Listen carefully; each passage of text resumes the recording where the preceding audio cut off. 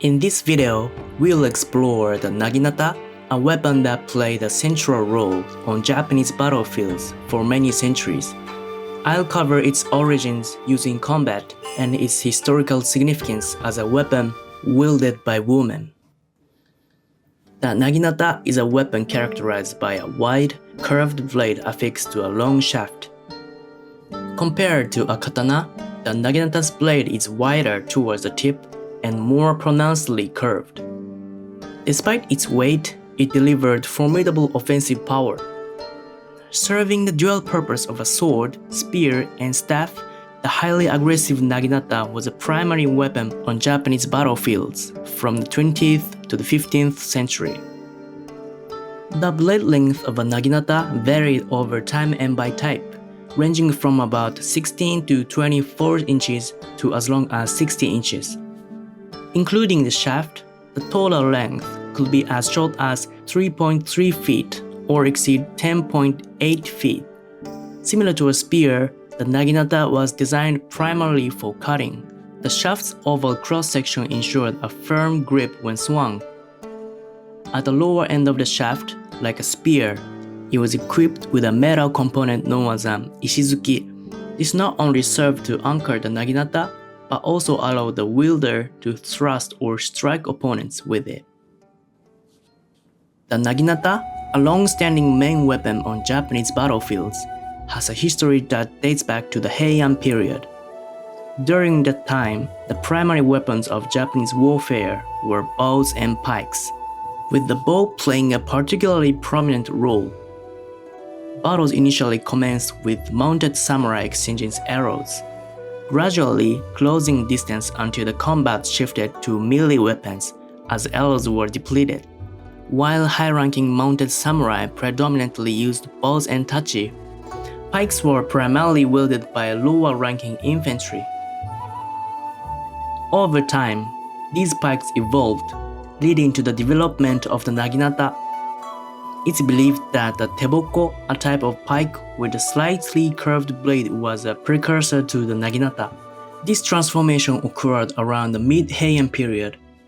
Another theory suggests that the nodachi, a large katana, might also have been a precursor to the Naginata. However, the exact origins are unclear. By the late Heian period in the 20th century, the Naginata began appearing frequently in battle scrolls. It subsequently became a principal weapon during and after the Kamakura period. On the battlefields of the Kamakura period, the Naginata was extensively used by infantry who supported the elite archer cavalry. At this time, the primary combatants were still archers. During this era, Naginatas typically had a blade length of about 27.6 inches and an overall length of less than 6.6 feet. By the 14th century, as Japan faced invasions from the Mongol forces, the style of warfare transitioned to group combat on foot. During this period, even elite samurai and cavalry began to wield the Naginata. This era saw the introduction of the O-Naginata, a larger variant of the Naginata, with blade lengths exceeding 59 inches and overall length surpassing 9.8 feet.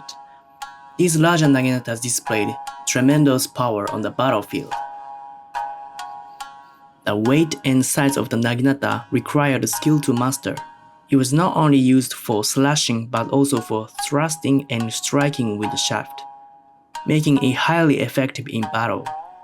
Its size was particularly useful for sweeping cuts that could mow down enemies in a spectacular fashion, a frequent depiction in battle scrolls. Moreover, it proved very effective in dismounting cavalry. Infantry following friendly cavalry could sweep at the legs of enemy mounts, disabling the horses and unseating their riders. Despite its prolonged utility, by the 15th and 16th centuries, as warfare increasingly involved close-quarters infantry battles, the use of Naginata declined and it was gradually replaced by spears. The necessity to swing the Naginata made it less suitable for crowded melee where it could potentially harm allies. making spears a more appropriate choice for the tactics of the time. During the Edo period, the primary pole weapon used by samurai became the spear, and the naginata saw less frequent use. However, the naginata still had a role to play. As its use in battle declined, it became a popular weapon for self-defense among women. The naginata became a skill taught to daughters in samurai families, and samurai women spent much of their time practicing with it. While spears and katana required significant strength to handle, making them challenging for women, the naginata could be effectively wielded using gravity and centrifugal force. This allowed skilled women to handle it comfortably, contributing to its popularity among them. The naginata's role as a martial art for self-defense continued to evolve, and it became a budo similar to kendo, boasting a large number of practitioners even today. Let me introduce you the most famous naginata. The naginata, named Iwatoshi, is said to have belonged to the warrior monk Musashibo Benkei, who flourished in the 20th century in Japan. Benkei was a legendary figure in Japanese history, serving the right-hand man to the hero Minamoto no Yoshitsune. He is known for his tale of protecting Yoshitsune during an ambush orchestrated by the shogun Minamoto no Yoritomo, where he was struck by arrows and died standing. The name Iwatoshi suggests a blade sharp enough to cut through stone. While typical naginata blades of the time were about 27.6 inches long, Iwatoshi's blade was about 41.7 inches long, befitting the strongest warrior monk who was a formidable man in stature. At the Oyamazumi Shrine in Ehime Prefecture, a naginata that he reportedly donated is preserved. Whether this is the actual Iwatoshi is still uncertain, but this naginata has been designated as an important cultural property in Japan. The treasure hall of Oyamazumi Shrine houses not only Iwatoshi, but also the naginata of Tomoe Gozen, known as the most famous female warrior. It is considered one of Japan's foremost historical museums.